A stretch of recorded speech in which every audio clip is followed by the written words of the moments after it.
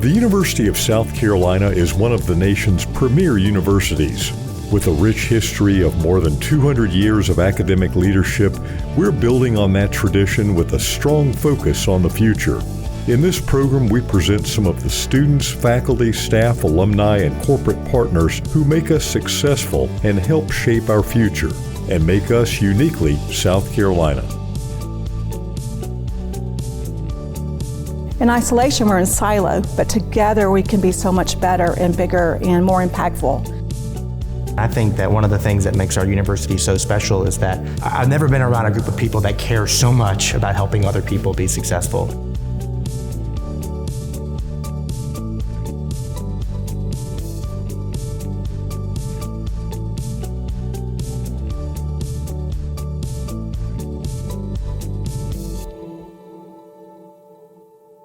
I'm so happy that we're together today. Dr. Dan Friedman, Executive Director of U101 Programs, Dean Jeanette Andrews, College of Nursing. We're here together to talk about excellence and reputation here at the University of South Carolina. Glad you're with us. Thank you for inviting us. So we'll start with you, Dean Andrews. We've had some outstanding news now about national rankings of our College of Nursing. Tell us what they are. So we're just thrilled to announce that for the third time in 5 years, we have a #1 ranking by U.S. News and World Report for our best graduate online nursing programs. 2 years in a row, and the third time in 5 years. What makes that ranking so important, and why did they pick our graduate programs for being #1? Well, that ranking is important because we know we've grown into a premier nationally recognized program. And having those rankings validate that for our alumni, for our students, for our world-class faculty and staff. It's good to know that we are following best practices in the instruction of graduate nursing students, that we have very low attrition rates, we have the best technology, and we're following best practices that meet the metrics of this ranking, as well as having an outstanding national peer reputation, which also is part of the ranking. So it's validating to our team to have this recognition. Sure. Dr. Dan Friedman. Dan, we've had a highly renowned U101 program for a long time. I bet many of our watchers today have passed through that program. But the relatively recent top ranking about the first year experience was really a wonderful validation to me. It's one of the rankings the university has among many that tells me, wow, I want to shout that from the mountaintop. I want parents all over the state and the country to know about that. So first of all, tell us what that means. What is the first year experience beyond U101?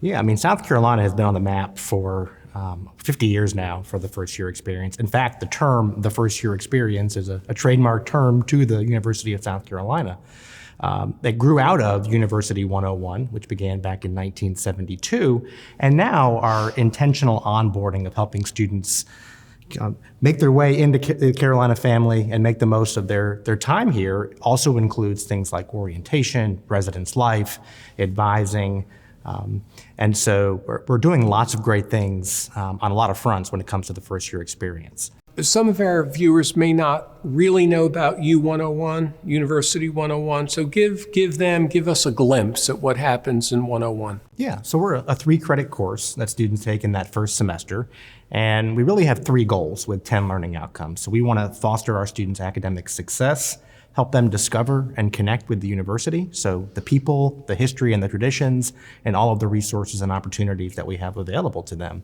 And then our third goal is preparing them for responsible lives and responsible citizenship, and that means their well-being and their employability, but also their values and understanding how to work and live within a diverse community. Who could teach all of that? Well, great people. So we have full-time faculty and we have staff and administrators. And so we don't make decisions based on one's classification, but rather their qualifications and, of course, their interest in helping first-year students be successful. So the theme of this conversation is excellence. Dean Andrews, you mentioned that there's a faculty shortage as well, probably less well-known to the people who are tuned in with us today. Why is there a faculty shortage, and why might highly ranked programs as you have in nursing be attractive to new faculty to come to Carolina? So, since I've been a nurse, there have been periods of time where there have been a shortage of excess of nurses. And we, in the last decade or so, and heightened by the COVID pandemic, we have a tremendous nursing shortage. We have expanded the roles of nurses in various settings, especially if we've moved toward population health and extended areas of healthcare in the home, in the schools, and in the communities. There are more nursing positions really available than ever before. Also, we've had a retirement of nurses. We have an aging population, and so nurses have retired, and we have a larger population to care for. So that impacts not only nurses, but faculty. Nursing faculty at the College of Nursing tend to have a doctoral degree, and only 2% of nurses in the country have a doctoral degree. So we're trying to facilitate pathways and pipelines for nurses to become faculty, to have graduate education. That's one of the strengths of our colleges, our graduate education as well as our undergraduate education, but to produce more faculty, not only for our college, but for other colleges in the state. Mm-hmm. Did COVID tamp down interest in nursing given the burnout that we hear about and even the risks for getting ill? Or is interest, would you say, at an all-time high? It's interesting. During the COVID pandemic, we saw our students volunteer over 7,000 hours this past year in delivering vaccines to our community and also assisting with contact tracing and testing. What our students tell me is that they're interested in the greater good.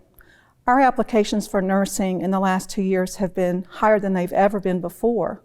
And when I talk to these students, they're really interested in giving back, to address public health, to give back to the greater good, and that's so inspiring to me as a dean. If I were being interviewed by students today, they would probably ask me why we don't have as many counselors as they would perceive that we need. Of course, this is a national shortage, but on the good side, students and others, staff and faculty, are availing themselves of the assets that the university has, at the University Health Services, and they're coming out and saying, I need help or I need counseling, can you help me? On the other hand, the percentage of students who now use mental health services has never been greater.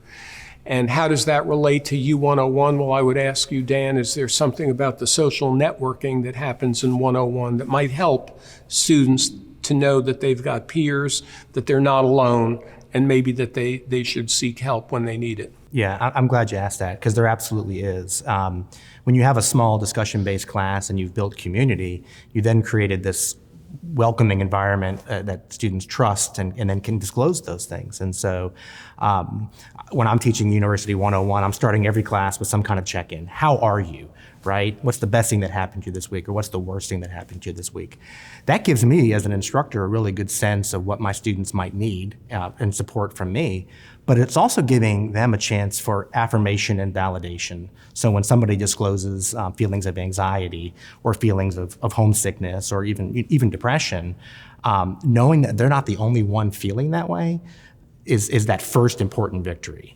And then they have somebody, their U101 instructor and their peer leader, who know them the best on this campus and can then say, hey, it looks like you could use some help. Let me make sure what can I do and how can we get the university's resources to assist with that? I tell our instructors that it's the canary in the coal mine, right? And so if a student's going to be experiencing any sort of distress, or if there's any chance that things are going to go off the rails for them, the U101 instructor is going to be the first person to see that.